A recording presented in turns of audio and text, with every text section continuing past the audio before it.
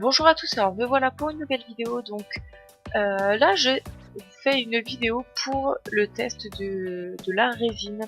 Donc j'avais acheté de la résine transparente. Donc là comme je vous le montre, c'est de la simple résine. Je pense pas qu'il en existe énormément. Résine transparente. Et personnellement, je ne vous conseille pas forcément celle-ci parce que par rapport au mode d'emploi, enfin c'est très mal expliqué je trouve. On n'a pas vraiment de dosage, d'aide pour le dosage, etc. Bon, ça fait longtemps que j'ai tourné cette vidéo, je me souviens plus exactement ce qui a été écrit sur le papier. Mais en gros, il parle en grammes et non en cuillère ou autre. Et c'est vrai que quand on voit la quantité de durcisseur par rapport à la quantité de l'autre liquide, c'est assez difficile à comprendre en fait, on va dire ça comme ça. Donc là je vais passer tout en avance, en rapide. Là par exemple j'ai un petit, je ne sais même pas ce que c'est, il y a ça dans la boîte, on ne sait même pas ce que c'est, peut-être pour protéger la table ou autre. Bref, il n'y a rien d'expliqué dans le manuel, donc je trouve ça vraiment dommage. Alors, là je vais tester vraiment les couleurs ou les choses comme ça. Donc vous pouvez voir ça a une consistance un peu particulière, liquide mais pas trop liquide, enfin voilà. Donc en sachant que ce que j'avais mis comme quantité a très bien fonctionné, ça a très bien durci, donc je vous conseille de mettre cette quantité là. Donc là j'ai mis 3 cuillères pour une cuillère de durcisseur.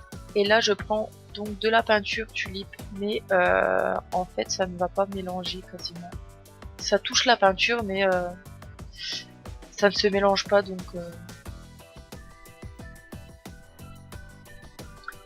le tulipe à éviter. Et là j'ai donc pris mon produit PBO que j'utilisais pour mes comment ça s'appelle, pour les pommes d'amour, et ça fonctionne. Par contre ça fait des petits grains, je ne sais pas si vous voyez, mais une fois que vous avez bien remué, etc., il n'y a pas de souci. Voilà, on a quelque chose de très très sympa niveau rendu. Donc là j'ai mis le durcisseur bien entendu et je vais couler dans le moule. Alors c'est vraiment un test, hein. Et là je commence à mélanger parce que j'avais mis des paillettes dedans.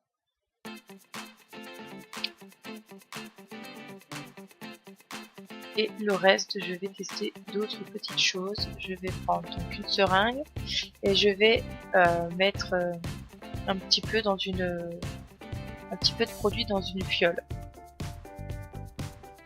Alors évitez d'en mettre trop tout partout autour parce que étant donné que ça se solidifie, que le bord de la fiole soit correct quand même. Et le reste je vais le mettre dans un moule d'une rose en fait.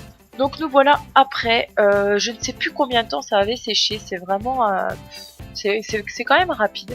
Et vous pouvez voir que donc c'est sec et le résultat est plutôt pas mal pour la fiole.